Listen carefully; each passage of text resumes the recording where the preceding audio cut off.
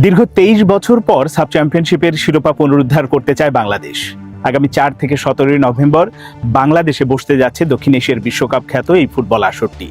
এই আসরকে ঘিরে বাংলাদেশ যখন এরকম স্বপ্ন দেখছে, তখন সবচেয়ে সফল দল, সবচেয়ে বেশিবার যারা চ্যাম্পিয়ন হয়েছে 9 বার, সেই ভারত কি এই আসরে অংশ নেবে?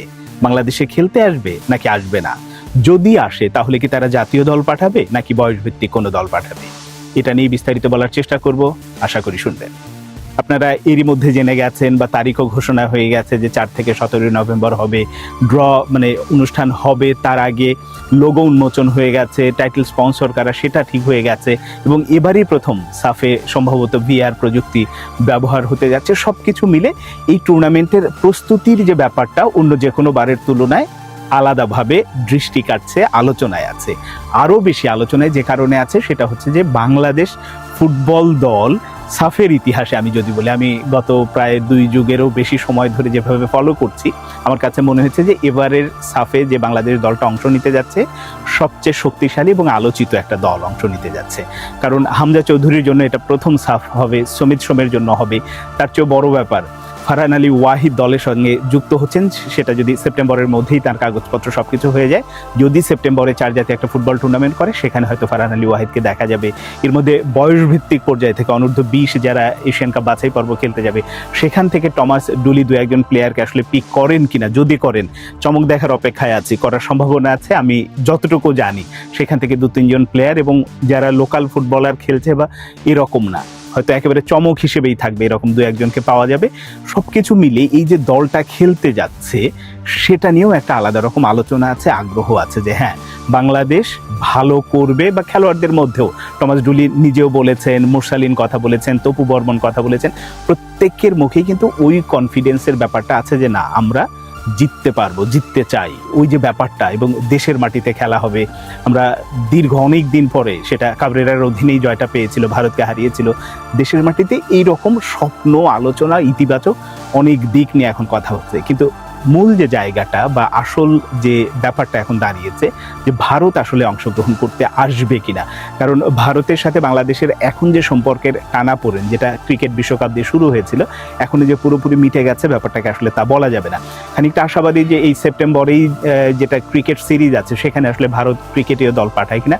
যদি পাঠায় তাহলে বোঝা যাবে যে হ্যাঁ, সম্পর্কের একটা ওই যে শীতলতা যেটা ছিল, বা এক ধরনের দুই দেশের মধ্যে একটা বাধা দেয়াল উঠেছিল, সেই ব্যাপারটা বোধহয় ভেঙেছে, সেটা স্বাভাবিক হতে যাচ্ছে।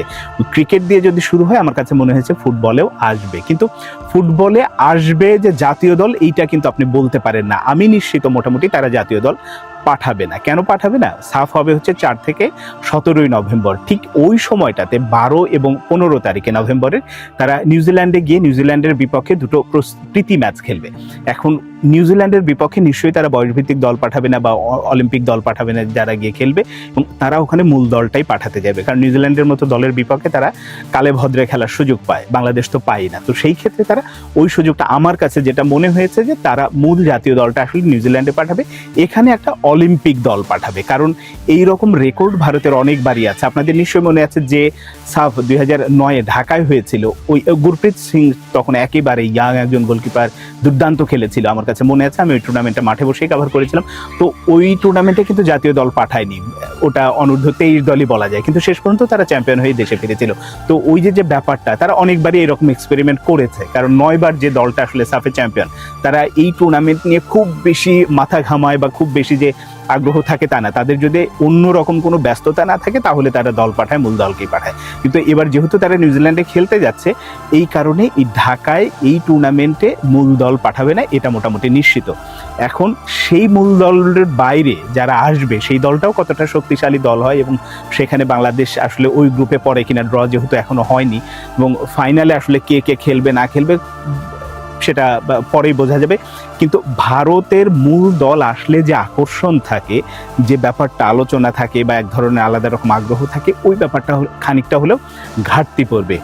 আর এই যে যখন ভারতের প্রীতি ম্যাচের কথা বলছি, তখন কিন্তু আসলে বাংলাদেশ ফুটবল ফেডারেশনের সমালোচনা আর কত করব, কত করা যায়, কিভাবে বলা যায়। এদের একজন অথর্ব সাধারণ সম্পাদক বসে আছেন বা যারা টেকনিক্যাল ডিরেক্টর হিসেবে আছেন, তারা আসলে কি করেন, কিভাবে কাজ করেন আমি জানি না। হ্যাঁ, ন্যাশনাল টিমস কমিটিতে সভাপতি নিজেই আছেন, তাদের কাছ থেকে যে পরিকল্পনাটা, আপনি ভারতের দেখেন, তারা নভেম্বরে ম্যাচ খেলবে, সেই ম্যাচের পরিকল্পনা বা সেই ম্যাচের শিডিউল তারা নির্ধারণ করে ফেলেছে।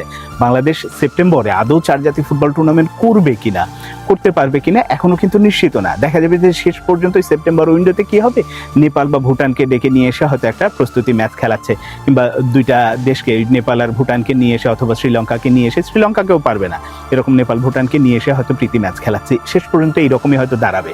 কিন্তু যদি পরিকল্পনা থাকে, তারা যদি ওই কাজে দক্ষ হন, তাহলে কিন্তু অনেক আগে থেকেই এই বিষয়গুলো ঠিক করে ফেলা যায়। কারণ সেপ্টেম্বর, এটা জুলাই শেষ হয়ে যাচ্ছে, আগস্ট সেপ্টেম্বর, আপনি যদি একটা চার জাতীয় ফুটবল টুর্নামেন্ট করতে যান, তার জন্য অনেক রকম প্রস্তুতির দরকার হয়।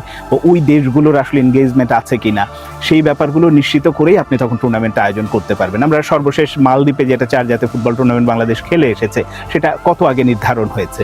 এই কারণে হুট করে যে চার জাতীয় করে ফেলবে, ব্যাপারটা আসলে তা না। ফুটবল ফেডারেশনের এই কর্মকর্তাদের, বিশেষ করে সাধারণ সম্পাদক বা টেকনিক্যাল ডিরেক্টর যারা আছেন, তাদের দক্ষতা